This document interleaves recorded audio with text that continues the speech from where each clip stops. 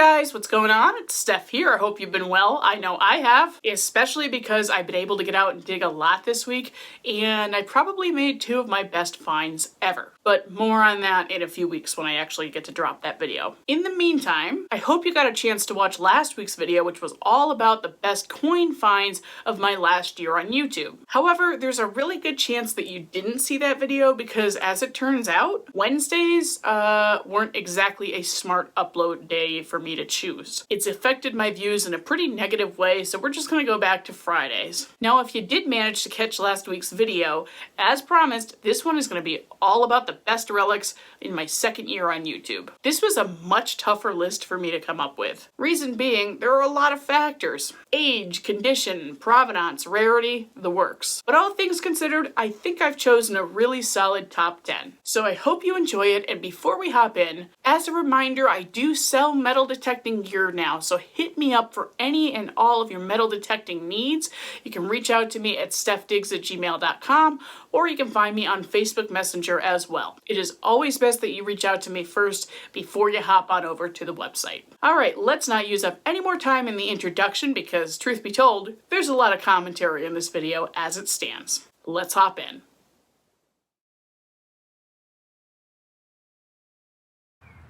Ooh, I had a feeling silver might be on the agenda today. I can't believe this.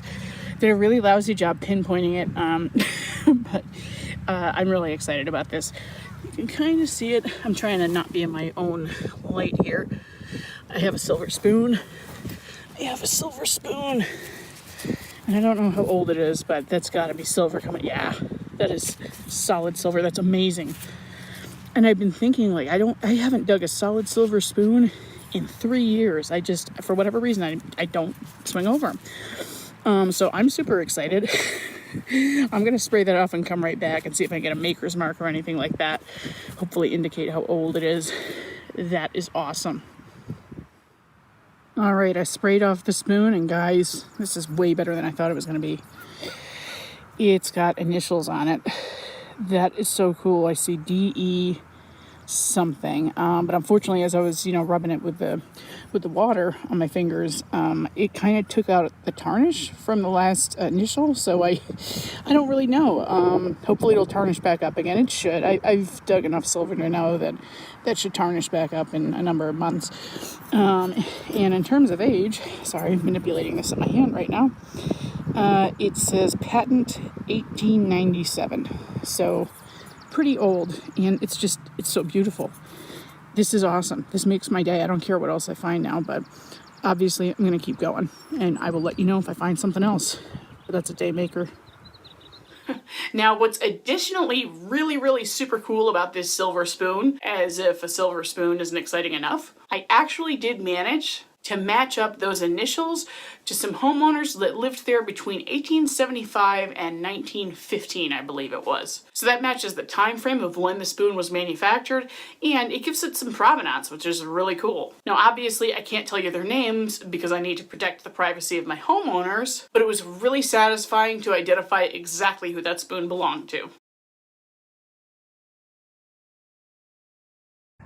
Well, per usual, I always come in at the end of the day. I took a peek at what this was because I couldn't help myself, since you can kind of see the shape of it. But from there, I guess you probably have no idea what it is. It's something like a... what the heck? It's so fancy. Oh my god, it's like... that's so cool. I mean, it's like it's a deer or something. Today is a day of antlers. I found my first shed. And then whatever on earth this thing is, it's a huge piece of brass, and there's so much iron in here that it rang up like a 18, 19, 20, but it was just a tiny little squeak in the iron. So I'll brush that off and come back, and then when I do that, I'll also show you some of the stuff that John has dug today. But whoa, that's really cool. Well, I brushed it off and checked that thing out. It's like this demonic looking deer. I'm not sure what it is, but it's like It's one of the coolest things I've dug. I love this thing, you know, for non-colonial. It's clearly not colonial to me. It's just I'm not seeing enough of a cast line or any crudeness really, but the back attachment kind of reminds me of what I've seen on bit bosses before, really, really old ones. So I've got no idea. I'll probably figure out what this is beforehand because I have a feeling this is going to generate some interest on Facebook, and hopefully somebody can tell me at least if this is just meant to represent a deer or like Satan or something like that.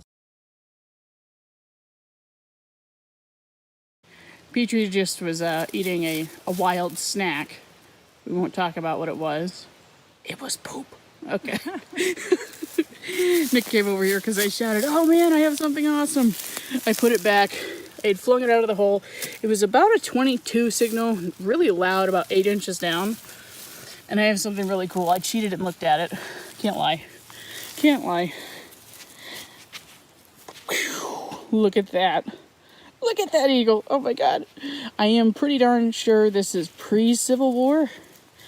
But I'm going to give that a soft brush and come right back to you because this is turning into my day. I'm very happy. Hopefully Nick gets on something soon. I have faith. I have faith. It's going to turn on for you. So, all right. I'll come right back. Would you look at that eagle? Isn't that gorgeous? Definitely not Civil War era. I don't know.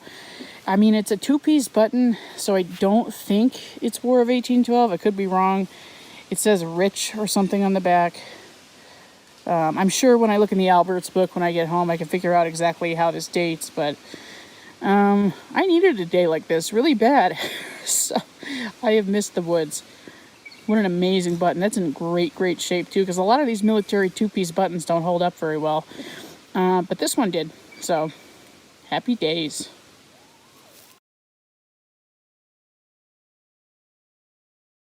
Well, it's been slow going in this field for the most part, except for Lou, per usual, but he kind of hit the right side of the field before the rest of us did. So in any case, they were going to a different part of the property. I guess there's chicken coops over there, and it's relatively old.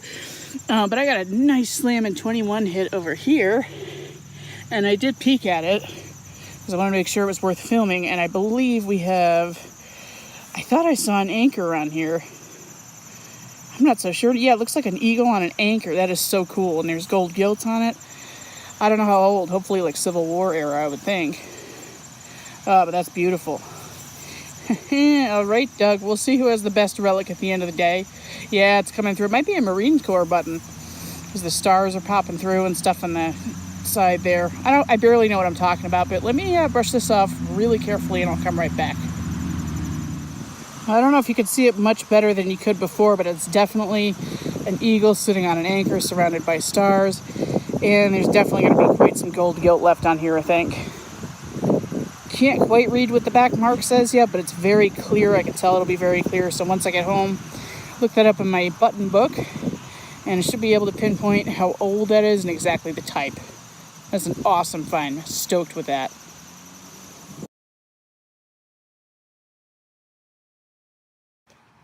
Okay, out at a very old property today, around 1790. It's a mansion.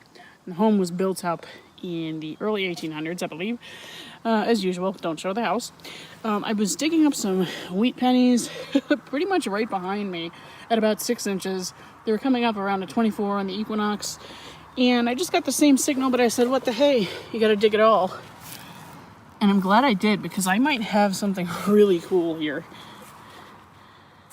This is some kind of button. I don't know if it's silver or it looks silver to me. This could be absolutely incredible. I'm going to spray this off and come right back. If that's not a silver button, I don't know what is. Oh my God. This is absolutely incredible. I have no clue how old it is. I mean, I'm guessing maybe... If it's not colonial, it's probably early to mid 1800s. I'm trying to judge by the shank, but it's so tough because silver buttons are just, you know, they have the shank kind of attached a little bit differently. The front, I'm guessing it would have had some kind of stone insert. I'm still trying to poke that out. If I find that there's something in there, I'll cut right back, but if not, holy cow, is that a day maker. I can go home right now. I don't even need to find anything else. But just, wow. I cannot wait to show Nicola and John this. Oh my God. Silver button. That's just unbelievable. I gotta go hand drop this on Nick. She's found 2 silver cufflinks. And this is my first silver something. I'm trying to whisper so she doesn't know what I'm about to show her. Oh, she saw me. She saw me, but she doesn't know what I'm gonna show her. I almost fell in a ditch just now. But anyway, I have to show you something. Because remember how I'm always jealous of your silver cufflinks? I'm going to show you something. I'm just going to hand drop you. Okay. Reactions are fine. I can bleep them out. Whoa. Yeah, I couldn't. It's like an acorn top. Wait a minute. Rewind. What did she just say? Like an acorn top. Ding, ding, ding. That's exactly what it is. And yes, I did kind of notice the resemblance to the top of an acorn when I dug this. But since I've been on the hunt for a silver button for a long time now, I guess that was wishful thinking. In any case, it gets cooler. This is a very rare piece to find. In fact, I've never seen another one dug anywhere ever. But let's back up just a little bit. This piece would have been on a Victorian woman's chatelaine. A chatelaine is something that a Victorian woman would wear around her waist to carry some valuables and things she might need throughout the day, like keys, sterling silver thimbles, which we will get to in just a second because it kind of has to do with this, and just other things that she might need throughout the day. Given most of these were silver and silver items, save the keys anyway, you can imagine that it was pretty much the upper crust of society who would have been wearing chatelaines. I'll throw an example up on the screen for you right now. You can see how these would have been worn, and obviously, you know, the fancy dresses. As I was saying, you can really tell that these are people who had money. So that would stand to reason as to why I found this at a mansion that was built in 1790 and has been occupied ever since. But what exactly is this? Why is it an acorn top? What purpose did it serve? Well, take a look at this image on the screen here. Now, you can see this is something that would have held a silver thimble, potentially, but there's reasons that I've got those circles around the fixtures because mine doesn't have that. There's no evidence of soldering anywhere on the top of my acorn top, the bottom of my acorn top.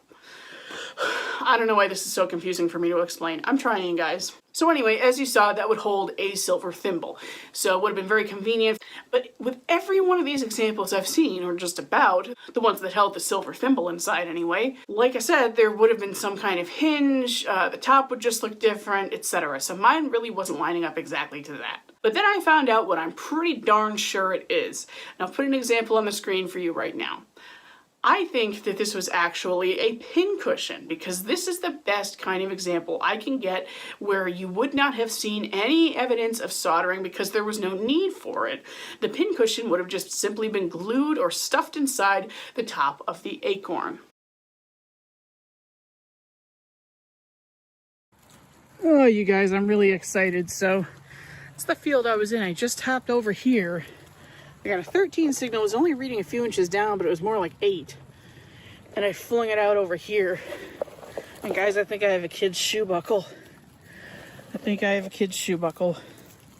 Because I do. Holy crap. Oh, it's so... Oh, I got my first complete shoe buckle. Finally, yes! And that's like 1600s, guys, because it has the one spoke there. Oh my God. Oh my God, I'm so excited. I thought this was iron innards because of the pin there that's come. Oh, holy crap. Just a little baby shoe buckle that's so adorable. Just a tiny little kid. Imagine wearing that in the late 1600s. Oh my God. All right, I'll clean this off and come right back. Finally, biggest bucket lister for me, personally. Well, biggest white whale was a complete shoe buckle. And I did it. This is like... 1690s, 1720 on the complete outside. Oh my God. All right, I'll clean that up, come right back. Yes! And there it is. Oh my God, it's gorgeous. Nice dark green patina, and I think it's going to stay on there. I cleaned it with the just my toothbrush because I didn't want to be too rough on the insides. But oh my God. Oh, it's beautiful. You can even see little file marks where they were shaping it. filing off the cast seams. Wow. Talk about early colonial, guys. It doesn't get much better than that. Not for me. Oh, well, my day is made. Richard's still off in that field somewhere, and then Matt is kind of behind me, so I'll yell at him in a minute.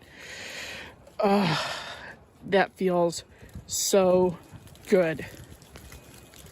So, have you ever gotten home only to find out that one of your finds was even cooler than you thought it was in the field? That's what happened with this shoe buckle. I couldn't believe it. When I cleaned it off with a toothbrush and some water at home, this is what revealed itself. Check out that maker's mark.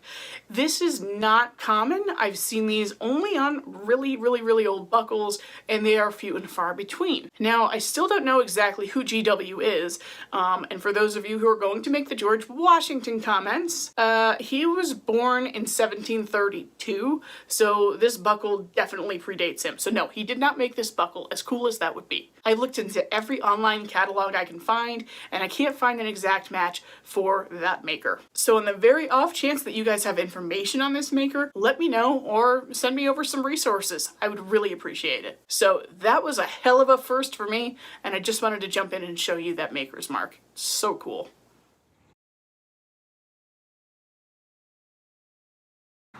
Well, disclaimer, I have no idea if this is actually cool or not, but figured I would film it anyway. I've been digging up a lot of trash, but a lot of high conductors, which is a really good sign, especially given how many times I've been here. I just came up with this. Definitely looks like it's meant to be decorative. I think this part's hollow, and this part is definitely not. I really don't know. I really don't know. And he helps appreciate it in case I don't already have this up on the screen, which I might not because this looks kind of unique. So, I have always wanted to dig one of these, and I never thought it would be a lead pewter composite version of it. I always thought that maybe I would trip across a glass one of these, but anyway, let's get to what it is. It's an Inkwell, and I'm gonna put some examples up on the screen for you right now.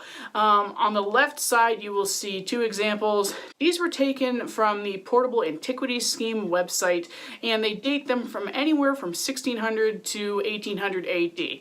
And you can see mine on the right there. I think mine personally dates somewhere in the 1700s, probably through the early 1800s. So it's at least 200 years old. And not only that, this is where I get chills. Let's take a closer look at my Inkwell right here. There are initials scratched into the side of this to the tune of DC.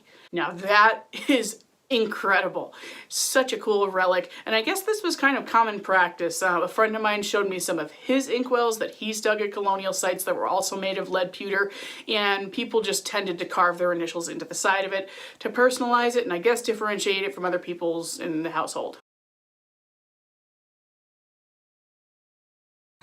Okay, I just pulled this out of the hole. I thought it was junk at first, and then I started rubbing it off and realized that this is a hand-engraved piece of silver.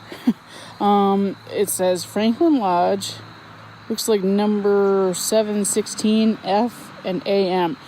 I'm gonna spray that off. This took me a really long time to pinpoint, and I'm not sure why.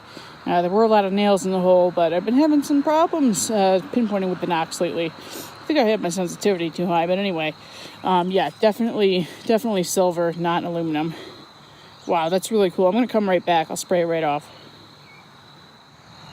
Well, now I kind of wish I hadn't sprayed it off. That dirt was actually letting me read this a little bit better. Let's see. I can kind of get it in the light just right. At least you saw it before. I've got no idea what this is. It does appear to be broken at the top there. But man, it's a nice chunky piece of silver. I wish you could feel it through the screen. And those letters look pretty primitive to me, so I'm curious. I would say at least 1800s, I would have to imagine. Nothing on the back that I can see.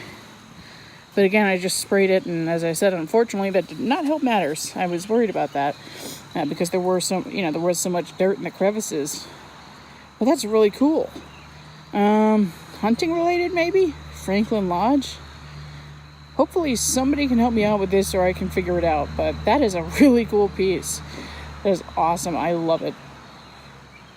Now, at the time when I dug it, I really didn't know what I had, other than that it was personalized and maybe had to do with hunting because the word lodge is on this piece of silver. I quickly uploaded a photo to Facebook and asked my friends if they had any clue whatsoever what this could be. I don't know if it's a watch fob, I don't know if it's a pendant, I don't really know what these words and initials mean on here. Can someone help me out? It's more than likely a watch fob, so that would have hung out the front of your pocket with your pocket watch in, your pocket. Based on the shape and the stylistic cues, I would say this is probably around turn of the century, somewhere in there. So beautiful, old, Masonic piece of silver. What more could you really ask for? I was talking with the property owner right after I dug this. Really cool little brass piece. I don't know if that's supposed to represent a bird cage or what. Doesn't appear to be any kind of fixture on the back, so I'm not really sure what it is. But it's fancy, and it still has enamel, so I mean, this is probably 1800s at the very earliest. Now, when I first pulled this piece from the ground, I did have my suspicions on what it might be, or what that bird cage might represent on the front. It's an urn. It's incredibly rare, these do not turn up often, and it's for a good reason. The reason is, this is actually a late Georgian to early Victorian mourning brooch. So 1830s, 1840s, right around that time. Now, what's a mourning brooch? Well, a mourning brooch, or a piece of hair jewelry, as some might call it, is something that a woman would wear in a certain state of mourning, because there is an etiquette, which we're going to get into, after a loved one had passed. Now, the etiquette is very interesting, and that's one of the reasons I'm so happy I found this piece, because I actually learned a lot when I was trying to go ahead and make this video. So let's take a look at that. Now, in the Georgian and Victorian eras, mourning was no joke. You had to take it very seriously and follow a really specific set of rules. One of which we'll observe right now is the timeline. For example, if a woman's spouse passed, it was a mourning period of 2 to 3 years. That's a long time. And with this mourning period, you would have a particular set of clothes to wear. I'm just using a spouse as an example, by the way, because there are different periods of time for which you're supposed to mourn depending on your relationship. So say the mourning period is 2 years for the woman's spouse. She would be expected to wear certain clothing for certain periods of time. Let's observe. For example, let's take a look at this clothing right here. This is what's called full mourning attire, and you were only permitted to wear non-reflective black fabric to show your mourning. In addition, you were also expected to wear a dark bonnet with a veil over it. And that stage of mourning could go on for a year. Imagine wearing that kind of stuff in the heat of summer. Ow. Now, additionally, in the state of full mourning, you were not permitted to wear any jewelry whatsoever. That was reserved for the second stage of mourning, which is called half mourning. This is when the woman was allowed to expand her wardrobe into other colors, including white, gray, and purple. And she was also permitted to wear jet black jewelry, including mourning brooches. So it's pretty easy to pinpoint what stage of mourning this woman was in when she lost the brooch. Second half of her mourning period. Well, I just took some moments of reflection out here to relish in that $50, and when I finally started swinging again, right along on the other side of this rock wall, I got a 7 signal, which was reading 8 inches down, but I knew with something reading that low, it's usually a little bit shallower because it's smaller. I did cheat and look at this, and I'm so excited right now. It's a little Cufflink, and it's colonial, and it's got glass in it. I think there's something behind there. I don't know if it's like Stuart crystal or something. Shank. Oh, the shank is intact. Sweet. I wonder if the other one's down there. Oh, wow. This is just an incredible day already. Like, I don't even care what else I find. I didn't care after the barber, but oh my God. Okay, let me spray this off. I'm going to come right back. I can't even tell you how annoyed I am that my data isn't working right now, because I tried to post the $50 to Instagram and Facebook earlier, and now I really want to post this and I can't because nothing's going through. It's like a Viking ship in there under the glass. That is just ridiculous. It's ridiculous. That's probably late 1700s, early 1800s, I think. And you can see how it broke there. So the other half may very well not be here, but oh my God. This is one of the most incredible things I've found all year. As far as I'm concerned, this is better than the $50. It's colonial and fancy and unique, and I've never seen anything like it. I hope I'm not scratching this. Hang on one second. I'm not sure, actually. All right, I guess I should stop playing with it now, but oh my god, that's an amazing find. Amazing. Now, it turns out I wasn't actually scratching that cufflink at all. Here's what happened. When you could see the ship clearly, the cufflink was wet. I always have my spray bottle on me for situations like the massive Barber $50 or other things like this. So as the cufflink dried out as I was rubbing it off, I was revealing a lot of little superficial micro scratches. And I thought, that doesn't really fly. This thing is gorgeous. It really is a colonial treasure to me, and I have no doubt that it was a treasure to the person who wore and lost it. So because I really enjoy restoring my finds and preserving them when I can, I reached out to my friend Nancy, who's been a jeweler for over 35 years, and she was able to give me the suggestion of using clear nail polish on the glass. Well, wait till you see the difference. I'm going to throw up the before and after picture for you right now. Unbelievable. Now, it's really hard for me to get a clear picture of that cufflink on the right, but I mean, the thing is 13 millimeters long, so can you blame me? Okay guys, well I really hope you enjoyed that, both this week and last week's video. And I'm certainly going to make a tradition of doing those videos every year in July to mark another year of mine on YouTube. It's a great way to look back, and it's a lot of fun for me to put together. And of course, with that said, we are going to get back to our regularly scheduled programming next Friday with metal detecting hunts. I've got a couple of truly amazing videos in store for you in the pipeline right now, with a lot more to come because I just got on a really good site. So stay tuned for that, and remember, get out there, save what you can, do what you love. We'll see you next week.